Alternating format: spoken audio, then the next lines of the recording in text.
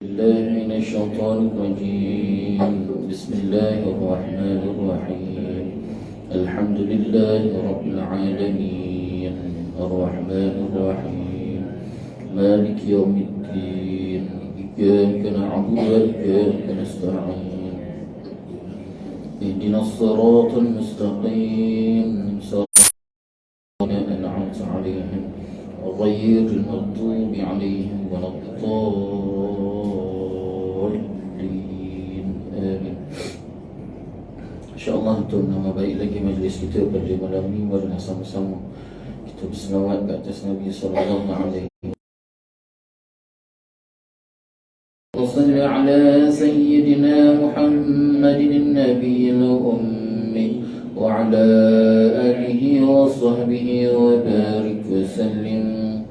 Allahumma salli ala sayyidina Muhammadin nabiyil wa barik wa sallim. Allahumma salli ala sayyidina Muhammadin nabiyil ummi wa ala alihi wa sahbihi wa barik wa sallim. Allahumma salli ala سيدنا محمد وسلم. اللهم صل على سيدنا محمد النبي الأمي وعلى آله وصحبه وبارك وسلم. الحمد لله رب اشرح لي صدري ويسر لي أمري واحلل عقدة من لساني يفقهوا قولي. رب زدنا علما وارزقنا فهما. اللهم يسر وتمم بالخير يا فتاح يا عليم افتح لنا فتوح العارفين. Alhamdulillah, pertama-tamanya marilah sama-sama kita merafakkan rasa syukur kita ke hadirat Allah Subhanahu wa taala. Dengan keizinan Allah sama-sama kita bertemu dan kita bersua pada malam ini bicarakan tentang kelahiran Nabi sallallahu alaihi wasallam. Tunggu yang lepas tadi ada minggu lepas kita sebut tak? Tak ada ya? Jadi insyaAllah kalau diizinkan kita mengulang kaji mengulang kaji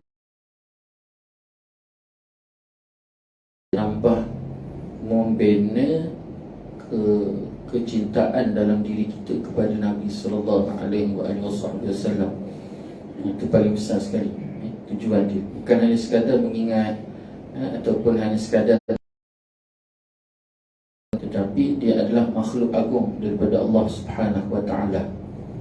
Sehingga kan pernah diceritakan peristiwa berlaku kepada Nabi Allah Adam AS, yang mana Nabi Allah Adam AS pernah memakan buah khuldi. Jika berada di dalam masih lagi kau termakan bujuk rayu syaitan ataupun iblis, Allah sendiri jawab, innahu, sedangkan aku dah beritahu pada kau, jangan kau termakan bujuk rayu iblis ini, kerana innahu aduwwum mubin, sesungguhnya iblis ini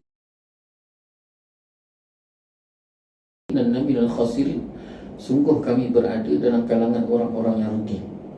Jadi dalam tafsir menceritakan ketika Nabi Allah Adam AS mengucapkan doa tadi, minta ampun, bertaubat pada Allah Subhanahu wa taala dan minta,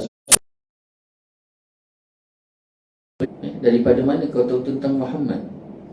Lalu ketika itu Nabi Allah Adam menjawab, wahai Allah, ketika kau masukkan, kau perintahkan kepada Israel supaya memasukkan roh ke dalam jasadku, lalu bila Israel memasukkan jantung namanya itu di samping namamu, wahai Allah. Cuba bayangkan, sedangkan ketika itu jasad Nabi tidak ada. Jasad Nabi SAW itu tidak ada, tetapi makhluk sudah mengetahui tentang Nabi SAW. Renang dekat dalam kita punya gula tu kan, tu memang juga. Jadi Nabi Allah Musa tu bertanya, macam kita tanya, hei semut, kenapa Allah tak nak jadikan kau? Jadi akhirnya semut tadi, mak yang sedang berjalan tadi, dia berhenti. Bila dia berhenti, Allah SWT perintahkan kepadaku supaya bertasbih pada Allah, subhanallah walhamdulillah wa la ilaha illallah wallahu akbar. Dan pada siang hari Allah SWT perintahkan aku Muhammad, bahawa bahawa daripada dulu lagi makhluk dah bertasbih, dan setiap makhluk itu dah berselawat ke atas Nabi Muhammad SAW, walaupun jasadnya tu masih belum ada. Jasadnya belum ada, tetapi dia telah ada pada cahaya Nur Muhammad. Memang semua makhluk, dan tidak kami utuskan akan kau wahai Muhammad kecuali pembawa rahmat bagi sekalian alam. Pembawa rahmat bagi sekalian alam. Apa rahmat dekat situ? Sehingga para ulama menafsirkan rahmat itu bukan hanya sekadar Nabi bawa Allah, neraka Allah, malaikat Allah, sampai ke tahap Azazil. Azazil itu makhluk, termasuk alam, syaitan, semuanya. Tidak hanya sekadar melihat dia seorang Nabi. Kalau kita hanya sekadar dia melihat seorang manusia, dan kalau kita hanya sekadar melihat dia itu, dia dengan kita sama, maka ketika itu apa oleh Sayyidina Abu Bakar sentiasa bersama. Sehingga sampaikan orang pertama yang berada di luar rumah Nabi itu, yang beriman dengan Nabi, adalah Sayyidina Abu Bakar. Kenapa, Mak? Sempat lagi bercakap dengan Abu Bakar tentang Islam, tapi Islamnya Abu Bakar itu melalui daripada orang. Ini bagaimana keadaan mereka. Jadi berita tu Waraqah sampaikan kepada Abu Bakar. Abu Bakar tadi dia datang jumpa Nabi, dia terus masuk Islam tanpa. Kenapa, Mak? Kerana keagungan Muhammad. Tidak ada satu perkataan pun, dia kata. Abu Bakar kata, tidak ada satu perkataan pun yang boleh menggambarkan bagaimana keagungan yang ada pada Muhammad tadi.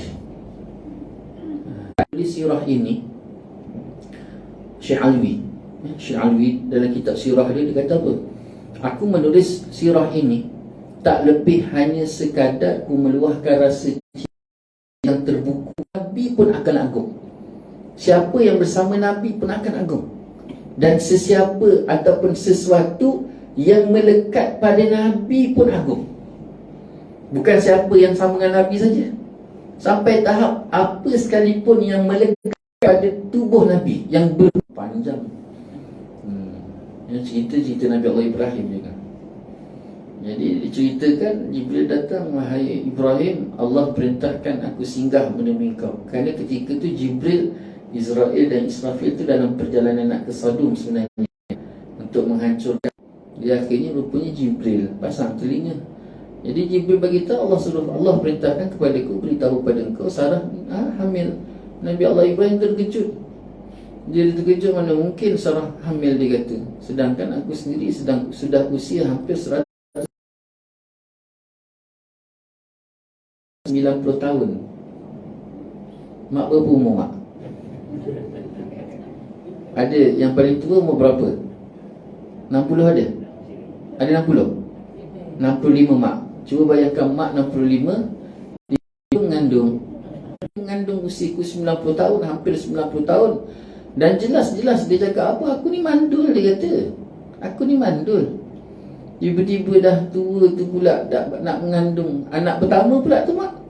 Kan anak pertama tak sama anak kedua, anak ketiga, anak keempat.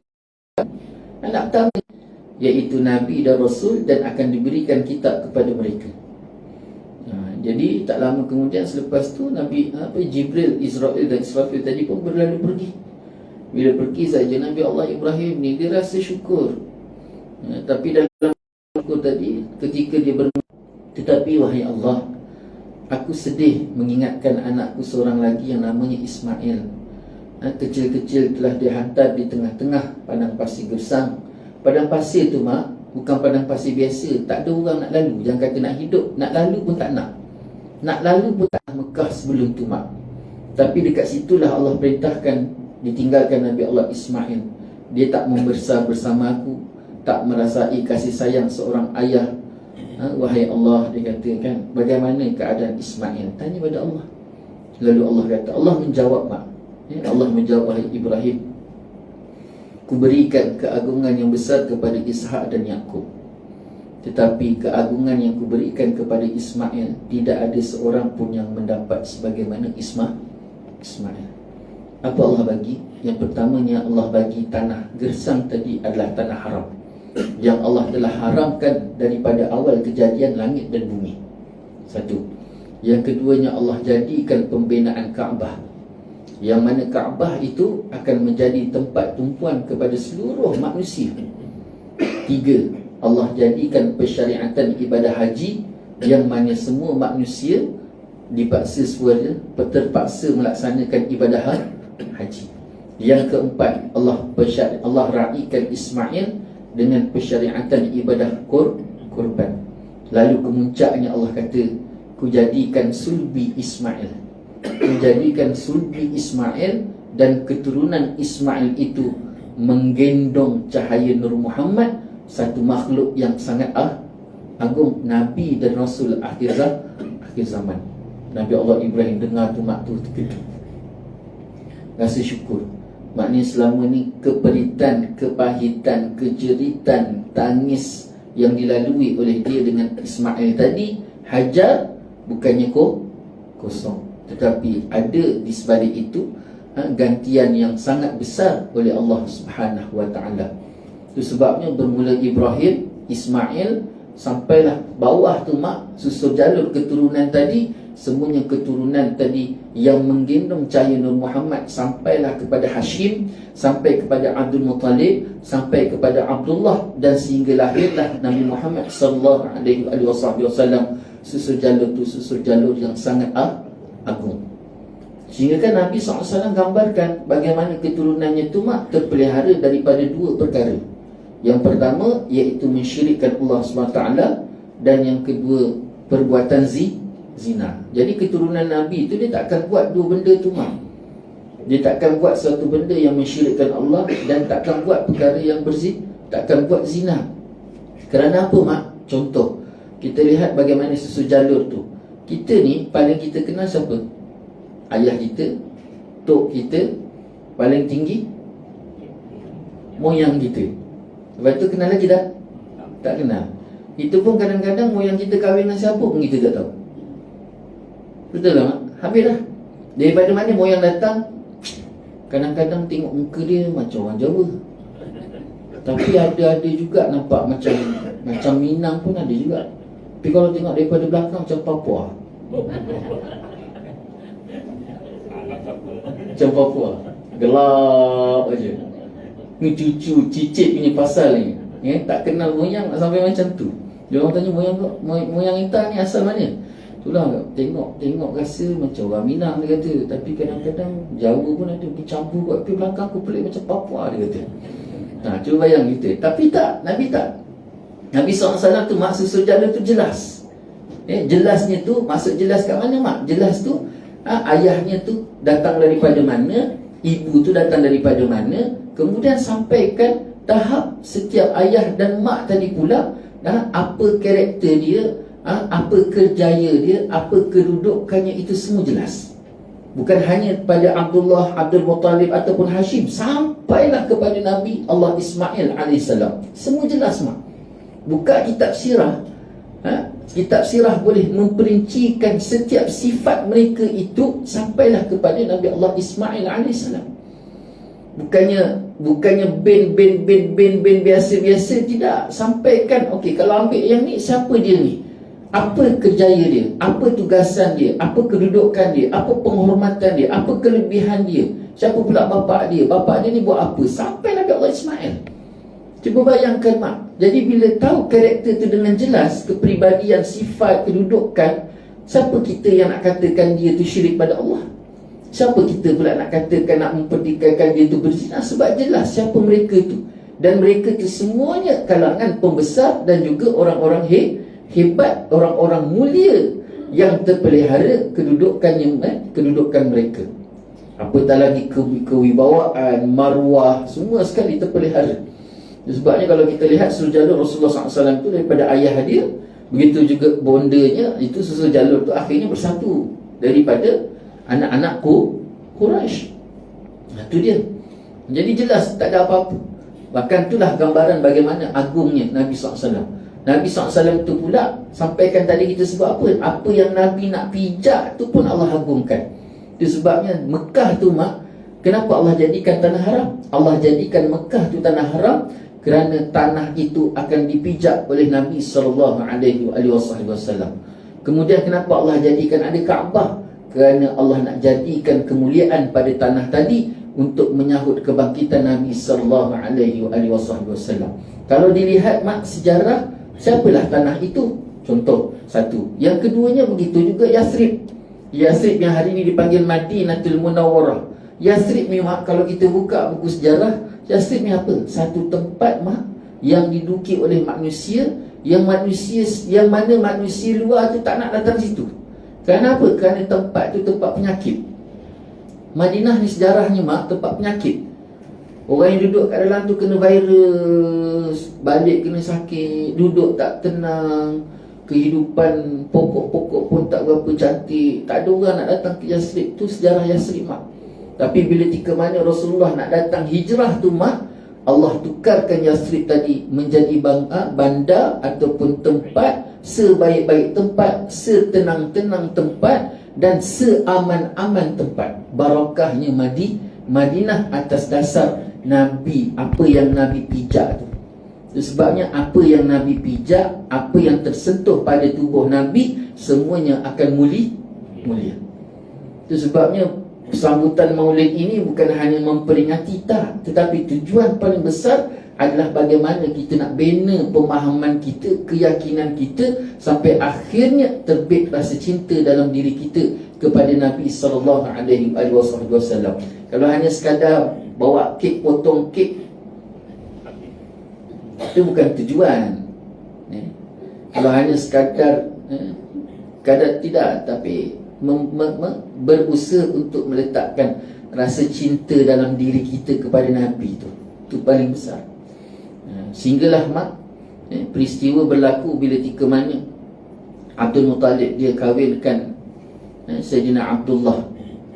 Kahwinkan Sayyidina Abdullah ni dengan Aminah. Pendek cerita, bila dikahwinkan Abdullah dengan Aminah, kemudian sampailah mereka menempati Mekah. Duduk kat Mekah ketika itu mak, bila lepas dia kahwin, Abdul Muttalib minta kepada Abdullah, Sayyidina Abdullah ni, supaya pergi ke Yathrib. Pergi ke Yathrib buat apa? Yang pertama, pergi ziarah keluarga Abdul Muttalib dekat Yathrib. Yathrib ni mak, Abdul Muttalib ni ayah dia Hashim. Ayah kepada Abdul Muttalib ni Hashim. Mak dia Fatimah. Mak dia ni orang Yathrib. Jadi Hashim ni sejarah dia. Sejarah Hashim ni, dia pembesar nombor 1 Mekah. Jadi keturunan Nabi ni memang mereka ni pergi berdagang. Jadi hari itu Hashim dia nak pergi berdagang ke Palestin. Dan dia lantik adik dia yang nama Muttalib. Bukan Abdul Muttalib mak, Muttalib. Abdul Muttalib anak Hashim. Jadi adik dia nama Muttalib. Adik dia tu pangku kedudukan dia di Mekah ketika tu, ganti dia sekejap. Jadi Hashim ni, dia nak pergi berdagang ke Palestin, dia singgah ke Yathrib. Jadi bila dia singgah ke Yathrib, dia kahwin dengan orang Yathrib. Dia kahwin dengan orang Yathrib tanpa pengetahuan keluarga di Mekah. Jadi selepas dia kahwin mak, dia pun terus pergi berjalan lagi ke Palestin. Sampai ke Palestin, siap dia berdagang mak, dia jatuh sakit dan meninggal. Itu sebabnya kubur Hashim tadi berada di Palestin. Jadi berita kematian Hashim tadi sampai ke Mekah, adik dia Muttalib dapat tahu. Lalu diteruskan lagi tanggungjawab dia memangku abang dia tadi, sampailah berita pula bagi tahu bahawa abang dia meninggal dalam keadaan meninggalkan isteri, dan ketika tu isterinya dah bersalin, ada anak. Dia akhirnya Muttalib tadi ambil keputusan pergi ke Yathrib. Bila Yathrib sampai ke Yathrib, ketika tu anak tadi dah mula pandai berjalan. Anak tadi maknanya lama tu, setahun, 2 tahun, setahun lebih juga, anak tadi dah mula berjalan. Dan anak tu pula diberi nama dengan Abdul Muttalib. Anak tu diberi nama dengan Abdul Muttalib. Jadi Muttalib, pak saudara tadi tu, pak saudara Abdul Muttalib tadi, dia minta kepada mak tadi supaya dia ambil anak tadi, dia nak jaga anak tadi bawa balik Mekah. Dia nak bawa balik Mekah, nak jaga anak tersebut. Sebab anak tu adalah satu-satu pewaris kepada Abdul Muttalib, kepada Hashim. Jadi pada peringkat awal, mak tadi tak lepaskan, kakak ipar tadi tak lepaskan. Kenapa? Kerana itulah satu-satu anak dia. Jadi akhirnya dibincang-bincang kerana ada satu tugasan tanggungjawab besar dan pewaris tunggal, terpaksa juga dilepaskan. Akhirnya Abdul Muttalib dibawa oleh pak saudara dia Muttalib balik ke Mekah dan besar di Mekah. Dan akhirnya Abdul Muttalib tadi minta Abdullah supaya pergi ke Yathrib, pergi ziarah keluarga. Dan dalam masa yang sama pergi tengok kebun korma Abdul Muttalib tadi di Madinah ataupun di Yathrib. Jadi akhirnya pada peringkat awal Aminah berat nak lepaskan, kan baru kahwin. Baru kahwin mak. Kemudian suami pula bukan suami jalan-jalan, bukan suami cerai-cerai kan. Kalau ada habuyung tu, kalau tak ada lagi seronok. Suami cerai, ini suami Masya Allah. Kita tak nak cerita tentang Abdullah, hebat Abdullah. Jadi terpaksa dilepaskan sebab atas permintaan ayah dia tadi, Abdul Muttalib. Pergilah juga Abdullah sampai ke Madinah, ke Yathrib tadi. Penduduk keluarga punya seronok dengar Abdullah sampai. Dibawanya Abdullah daripada satu rumah ke satu rumah, satu rumah ke satu rumah, dijamu makan sehebat-hebatnya mak. Arab ni mak, dia makan ada 3 pusingan. Arab ni kalau kita sekali je pusingan dia kan. Sekali dia lambakkan makanan, itulah makanannya. Arab tidak. Bila kita duduk saja, pertama sekali dia akan jamu kita air kopi.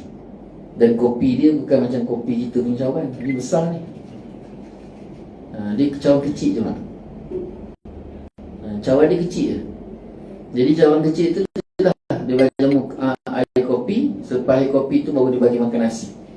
Lepas dia bagi makan nasi, kopi tadi dah angkat, nasi pula makan. Makan nasi tu pula bukan nasi kita, nasi Arab mak. Jenis orang sebelah ayam tu. Kalau kambing tu seekor kambing. Jadi lepas dia makan nasi tadi, selesai makan nasi, barulah dia jamu manis. Pemanis tu, kuih manis tu. Jadi dia jamu. Cuba bayangkan setiap rumah, satu rumah hampir sebulan. Abdullah ada ke Yathrib dengan diselesaikan urusan kebun kurma ketika itu. Jadi bila selesai saja tadi, dia pun nak balik. Dah hampir sebulan duduk ke Yathrib, dia pun nak balik. Bila waktu dia nak balik tadi mak, jadi keluarga dapat tahu dia nak balik tadi, mereka pun siap-siapkan bekalan. Dibungkus makanan, bungkus buah tangan, nak diberikan kepada Aminah, nak diberikan kepada Abdul Muttalib dan sebagainya. Jadi kemuncaknya bila tika mana Abdullah tadi nak naik saja atas unta dia tadi mak, waktu itulah dia rebah. Dia rebah jatuh. Bila dia rebah jatuh, mula daripada situlah dia mula dah tak sedarkan diri. Dan beberapa hari selepas itu dia meninggal dunia. Jadi berita kematian Abdullah ni dihantar kepada Abdul Muttalib, dan penduduk Mekah dalam keadaan sangat-sangat rasa pilu kematian Abdullah. Sebab penduduk Mekah ni sayang sangat. Bukan keluarga saja, seluruh penduduk Mekah sayang Abdullah. Dan sangat memilukan lagi ialah Aminah. Sangat-sangat sedih. Sebab tak sampai sebulan, 2 bulan. Riwayat kata 2 bulan. Hubungan mereka tu hanya 2 bulan saja. Tetapi dalam kepiluan, rasa pilunya Aminah tadi mak, Allah ubat hati Aminah tadi. Sampai satu ketika malam dia nak tidur, di antara tidur dan jaga. Di antara tidur dan jaga. Tak tidur, tak jaga. Macam tu. Kan kita kan waktu nak tidur tu kan ada 2 alam di antara tidur. Dengar tapi macam dah tidur dah. Jadi waktu itulah datang suara. Ada setengah riwayat kata Nabi Allah Adam AS. Ada setengah riwayat kata hanya suara sahaja yang datang memberitahu kepada Aminah, wahai Aminah, engkau dalam keadaan hamil. Dan jaga baik-baik kandungan kau, kerana anak yang akan lahir nanti adalah seorang Nabi dan seorang Rasul. Itu sebab Aminah dia tahu anak dia tu Nabi. Aminah tu tahu mak. Jadi bila kandungan tadi tu, Aminah kata apa? Aminah dalam riwayat pula menyebutkan, Aminah bagi tahu, aku tak tahu yang aku hamil, sampailah aku diberitahu oleh suara tadi. Dan bila tika mana aku mendapati haid aku tak ada. Sangka masa panjang haid tu tak datang-datang. Jadi bila haid tak datang, makin dia yakinlah yang dia dalam keadaan hamil. Dan ketika berita tersebar menyatakan Aminah hamil tadi mak, sampaikan 7 petala langit dan 7 petala bumi, seluruh makhluk Allah dalam keadaan gembira. Sampai tahap pengembala unta, kambing dan binatang-binatang cukup terang mereka jelas dengar daripada mulut-mulut binatang mereka, binatang yang mereka pelihara tersebut mengucapkan subhanallah walhamdulillah wa la ilaha illallah Allahu akbar, subhanallah walhamdulillah wa la ilaha illallah Allahu akbar, subhanallah walhamdulillah wa la ilaha illallah Allahu akbar. Masya-Allah. Seluruh makhluk Allah ketika tu mak, baik sama ada di langit maupun di bumi, dalam keadaan rasa seronok, dan sehingga mereka akan bersyukur sangat kerana mendapati bahawa Nabi akhir zaman telah diambil dalam keadaan hamil, dikandung.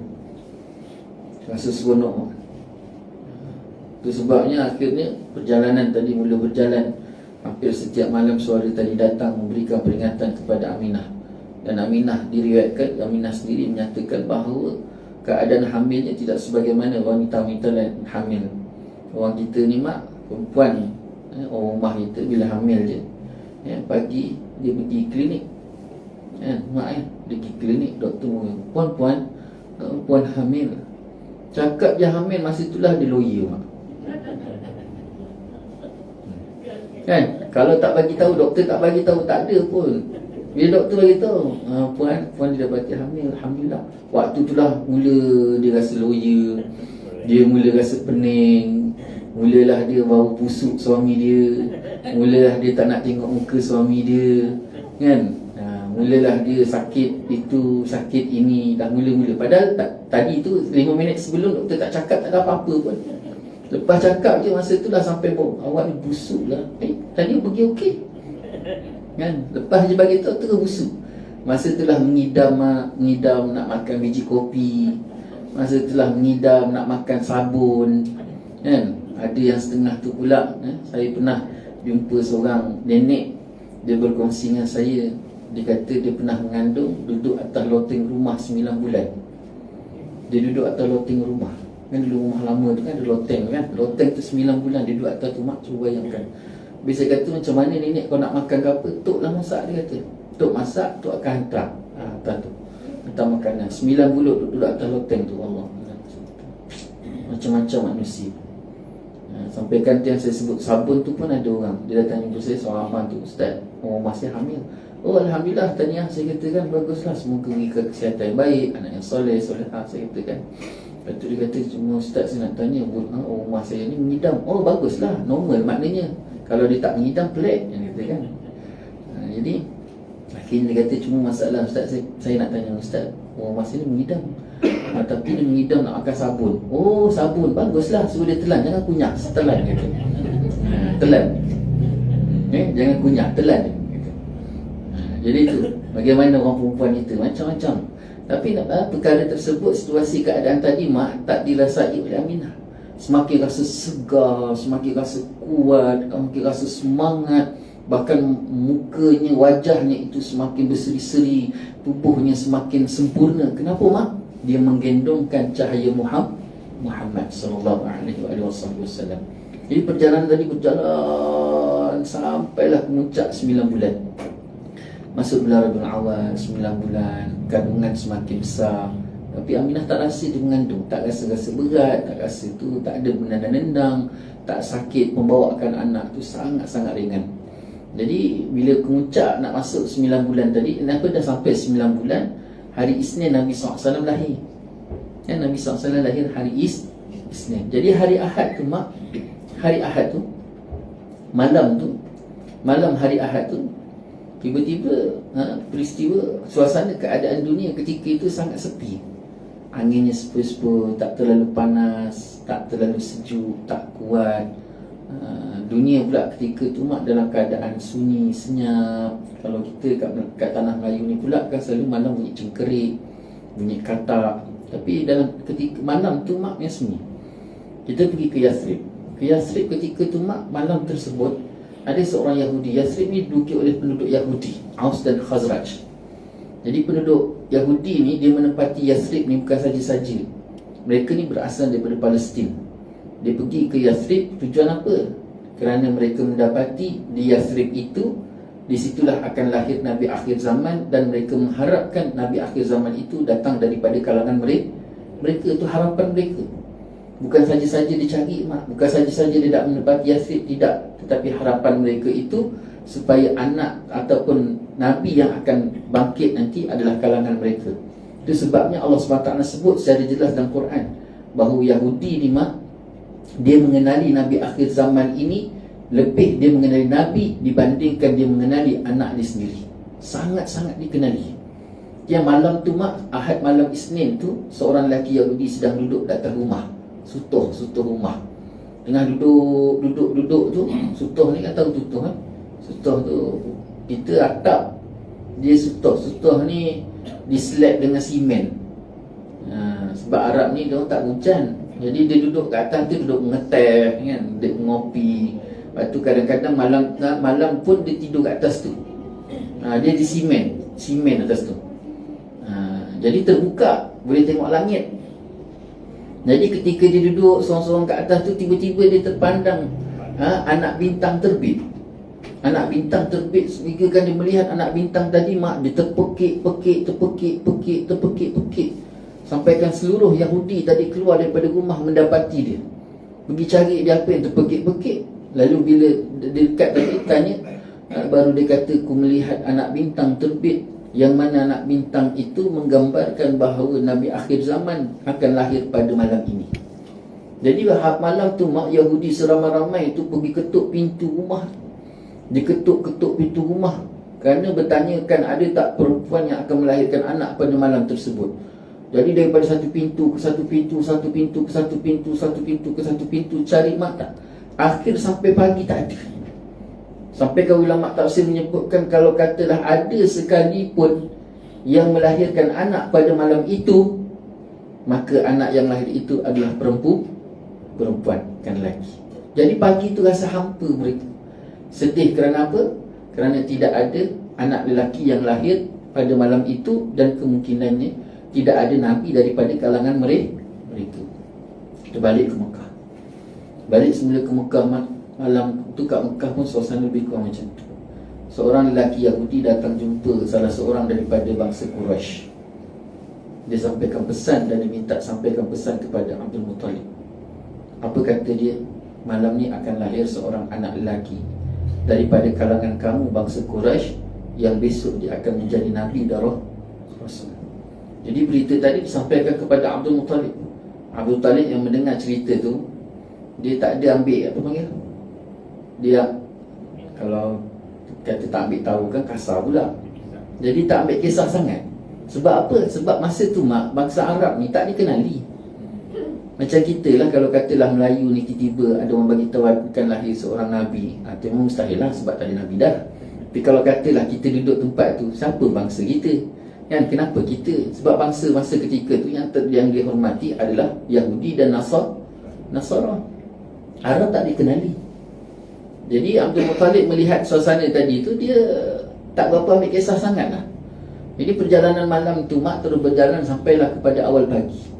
Bila fajar nak terbit ketika tu, awal pagi, Aminah dah mula rasa sakit.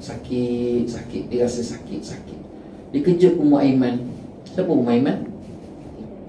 Pengasuh Nabi, khadam yang ditinggalkan oleh Abdullah. Dan dialah yang duduk bersama dengan Aminah. Jadi kejut Ummu Aiman bagi tahu Ummu Aiman, dia kata, bangun, aku dah mula rasa sakit, rasa macam tu. Rasa macam nak bersalin. Jadi Ummu Aiman pun dia siap-siap dia keluar mak. Ada riwayat kata dia tarik unta, dan ada riwayat menyatakan bahawa unta tarik dia. Jadi berjalanlah mereka mak sampai ke rumah Ummu Syifa. Ummu Syifa ni bidan, seorang bidan yang duduk kat Mekah. Dia bidan yang terkenal. Siapa Ummu Syifa ni mak? Ummu Syifa ni mak kepada Abdul Rahman bin Auf. Jadi bila dibuka saja pintu, dia tengok Ummu Aiman. Tengok apa Ummu Aiman, tanya Ummu Aiman, kenapa Ummu Aiman? Aminah dekat rumah dah keadaan sakit, rasa-rasa nak bersalin, dia kata. Jadi akhirnya Ummu Syifa pun siap-siap mak. Mereka berdua pun balik ke rumah Aminah. Sampai kat rumah Aminah mak, Aminah dah keadaan rasa sakit. Dan ketika tu yang datang nak menyambut Nabi SAW nak bersalin ni mak, Nabi nak lahir ni, ada 4 orang perempuan.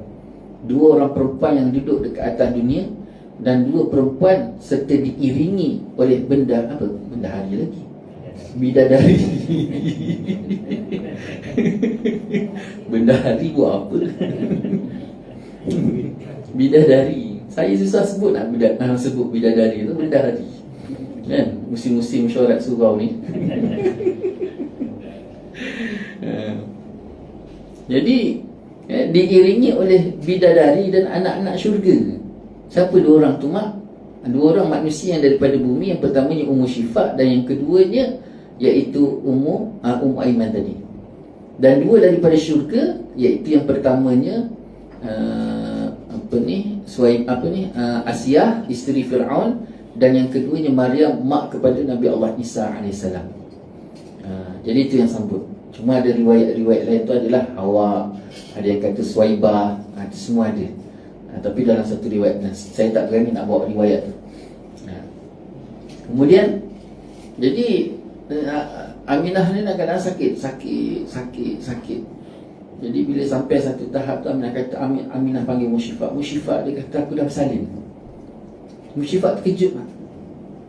Jadi bila dia terkejut, dia pun tengok, dia buka selak kain tu, dia nak tengok tu mak. Berhenti kat situ. Peristiwa berlaku ketika tu mak diceritakan semula oleh Abdul Rahman bin Auf.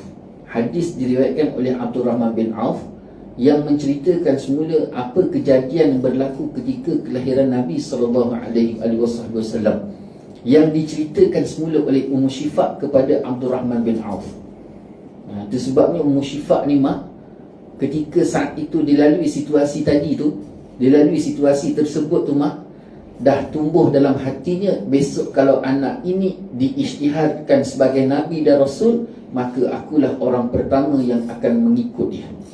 Kenapa dia melalui situasi itu? Apa keadaan dia mak? Yang pertama, bila Ummu Syifa selak dia tadi mak, dia terkejut mak. Kerana apa? Kerana mendapati anak tadi cahaya lahir daripada tubuh dia, bercahaya mak. Sehingga sampaikan Aminah perintahkan kepada Ummu Aiman menutup setiap lubang-lubang, dan cahaya yang terlalu kuat tadi mak sampai tahap menyelinap setiap pelosok alam, bukan Mekah, alam. Sehingga sampaikan penduduk Mekah ketika tu mak, mereka mencari-cari, terkejut tentang cahaya yang sangat kuat tadi, dan mereka mencari cahaya tadi datang daripada mana, dan menemui cahaya itu datang daripada rumah Aminah. Satu. Yang kedua pula mak, terkejut Ummu Syifa lagi kerana mendapati anak tadi dalam keadaan sujud. Anak tadi dalam keadaan sujud.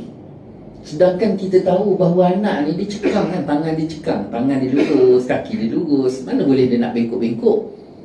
Tiba-tiba anak tadi mak dalam keadaan sujud, sujud yang sangat kemas. Satu. Jadi akhirnya yang kedua ni, kemudian Ummu Syifa yang ketiga pula mak, Ummu Syifa ambil bayi tadi, ambil Rasulullah SAW tersebut, nak dipotong tali perut, tali pusat.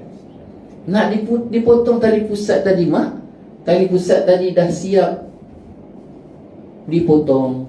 Tali pusat tadi dah siap dipotong.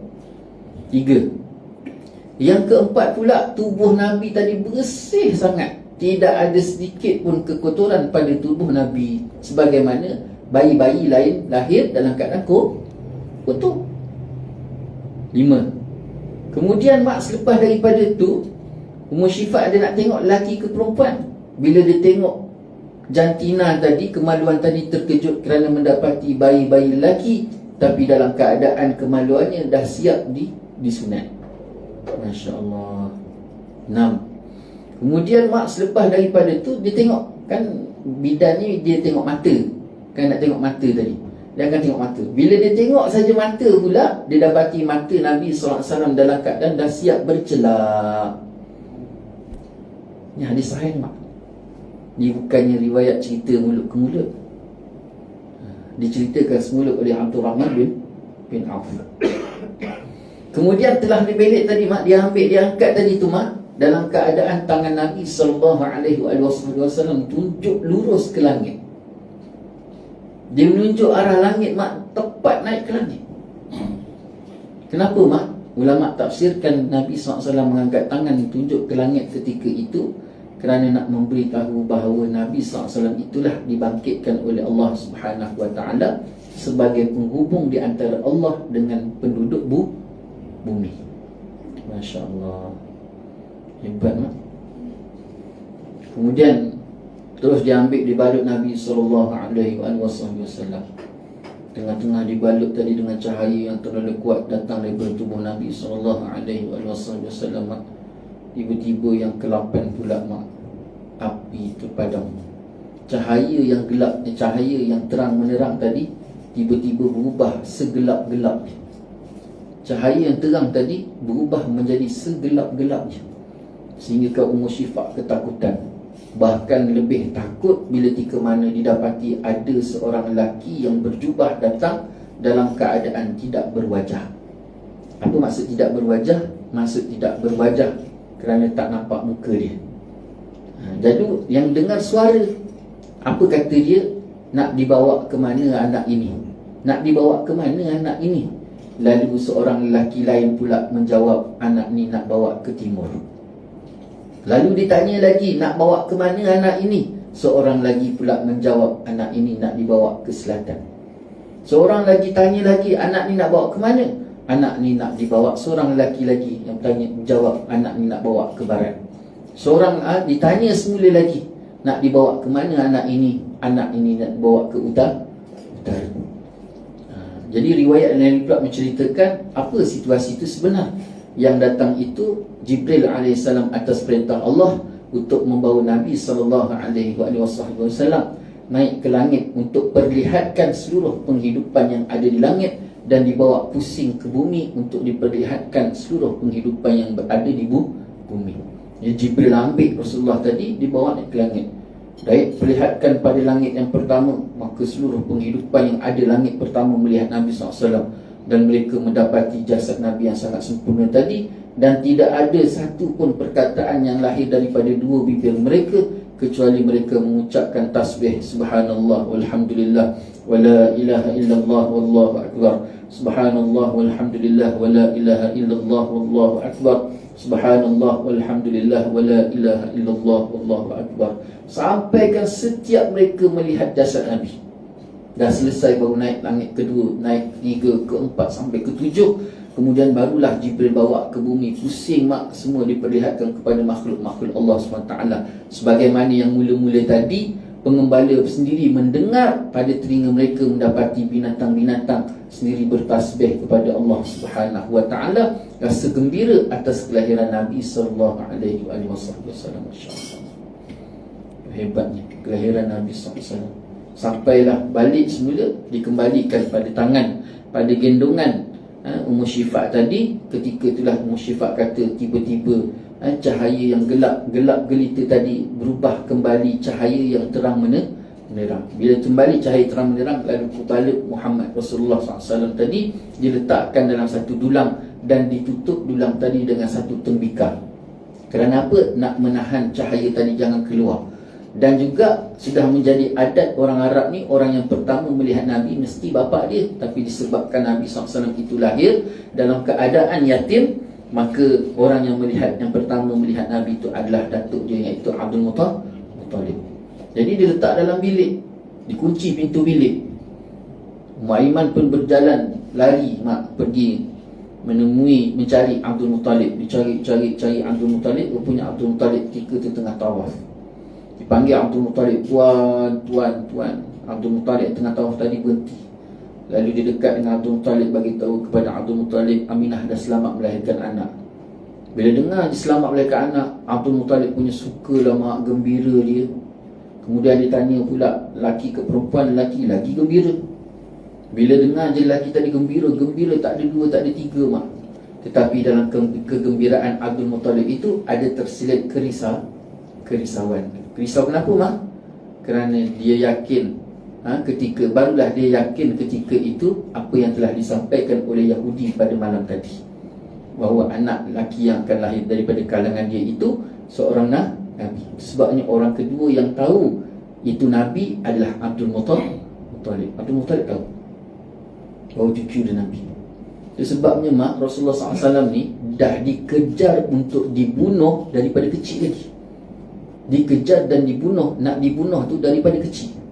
Bukannya waktu usia 40 tahun tu orang tak tahu, tiba-tiba orang kata oh ini Nabi. Tak, Nabi tu memang tanda kenabian tu semua orang dah tahu dah. yang bahawa dia akan jadi Nabi, dan memang dikejar oleh kaum Yahudi, dan kalau didapati pasti dibunuh.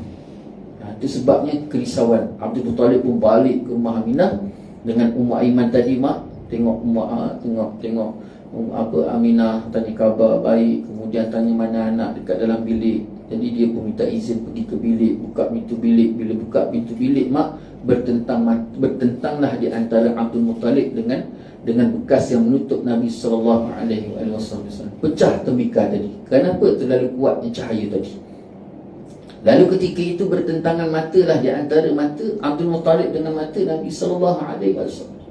Bila bertentang mata je ketika itu, maka ketika itu terlancarlah kata-kata Abdul Muttalib.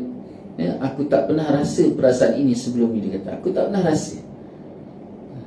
Aku sangat-sangat sayangkan anak ini, dan aku rasakan anak ini sangat-sangat sayangkan aku, dia kata. Sangat-sangat. Ini kelebihan yang Allah Ta'ala berikan kepada Nabi, tidak diberikan kepada orang lain. Jadi sehinggakan akhirnya Abdul Talib pun melutut, dia pun ambil Nabi, dia pegang. Kemudian mak terus minta izin kepada Aminah untuk bawa pergi sambung tawaf, dan nak bawa masuk berdoa dan Kaabah. Pergi ke sana, ke Kaabah, dia berdoa. Sampai selesai, masuk dalam badan berdoa. Apa dia doa? Di antara doa Abdul Muttalib ketika itu, pertama dia berikan keselamatan kepada anak ini.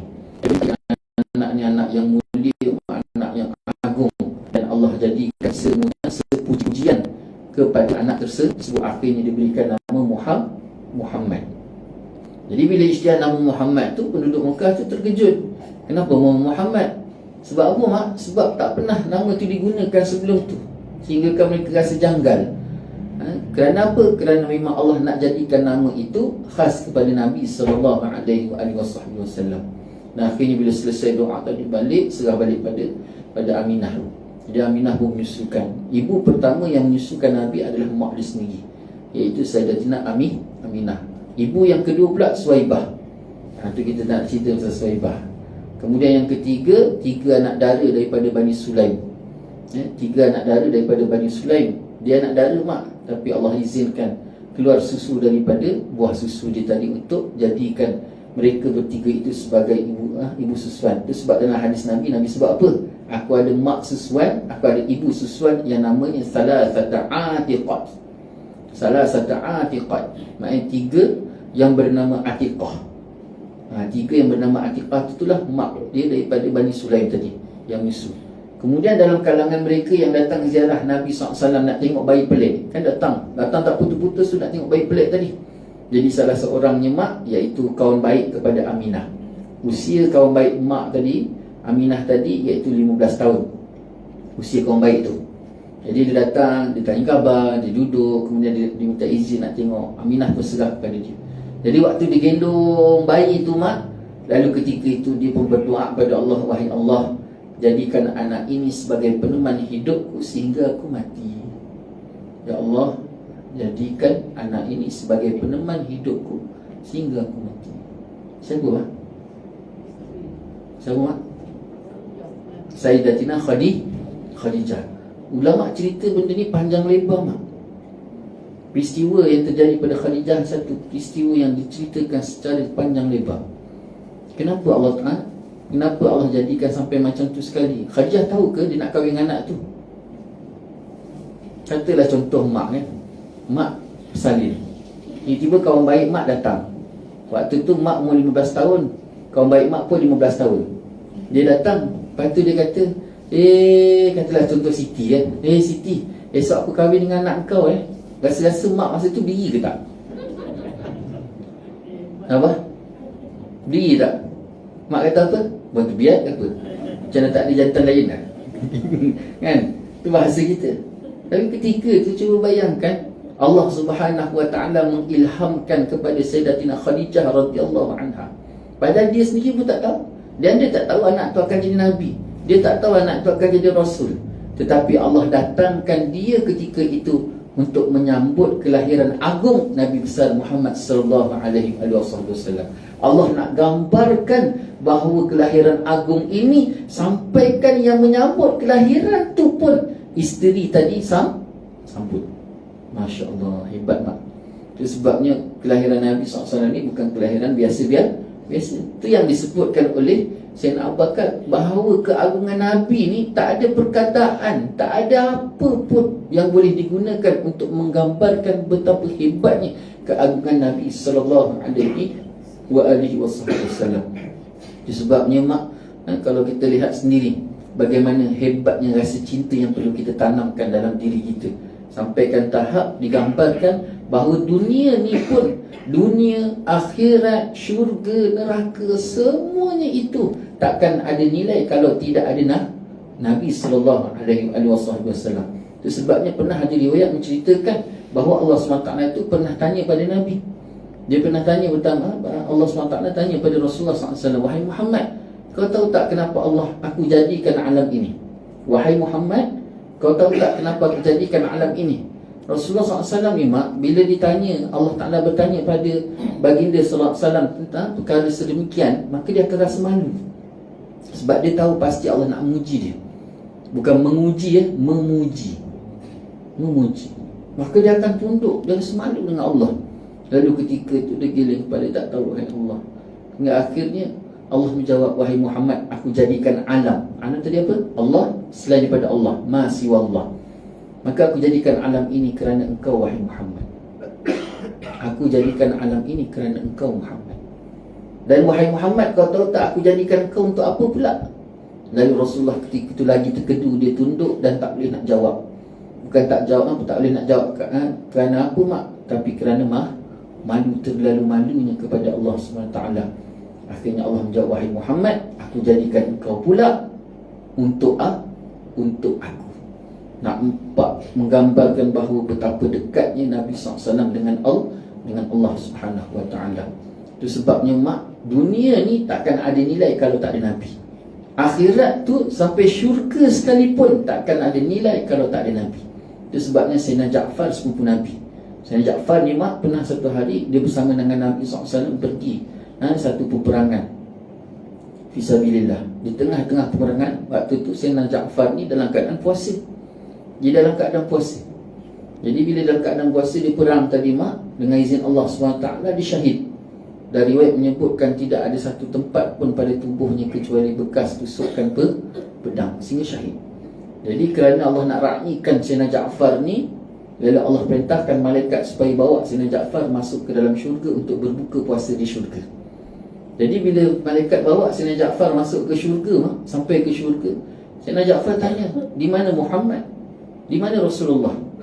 Malaikat menjawab, mana ada Rasulullah kat sini? Dia kata Rasulullah masih di dunia. Lalu ketika itu Sayyidina Ja'far minta kepada malaikat tadi supaya memulangkan semula dia ke dalam dunia. Dan dia kata apa? Sayyidina Ja'far kata, tidak ada nilai syurga ini kalau tidak ada Muhammad. Balikkan semula aku ke dunia. Walaupun mungkin aku tak hidup sekali dengan Muhammad, tetapi setidak-tidaknya keberadaan aku atas tanah tadi masih lagi menghubungkan di antara jasadku dengan jasad Nabi sallallahu alaihi wasallam. Cuba bayangkan mak, syurga yang sehebat-hebat nilai itu yang kita minta selama ni tu. Kan kita minta, ya Allah masuk aku dalam syurga, ya Allah, ya Allah masuk aku dalam syurga, ya Allah. Cuba bayangkan mak, kalau masuk syurga sekalipun, sebesar mana pun syurga tadi nikmat yang kita dapat, tapi kalau tak duduk bersama dengan Nabi SAW, maka syurga itu tidak akan ada tidak akan ada nilainya mak. Itu sebab minta sungguh-sungguh kepada Allah SWT supaya Allah letakkan rasa cinta dalam hati kita kepada Nabi SAW. Dan kita minta sangat-sangat supaya hidup kita di dunia tu mak, walaupun tak dapat bertemu jasad dengan Nabi, tetapi setidak-tidaknya kita bertemu roh dengan Nabi. Ada hubungan roh kita dengan Nabi, dan besok ke akhirat Allah Subhanahu Wa Taala ada hubungan jasad di antara kita dengan Nabi sallallahu alaihi wasallam. Wallahu taala a'lam. Kenapa tu?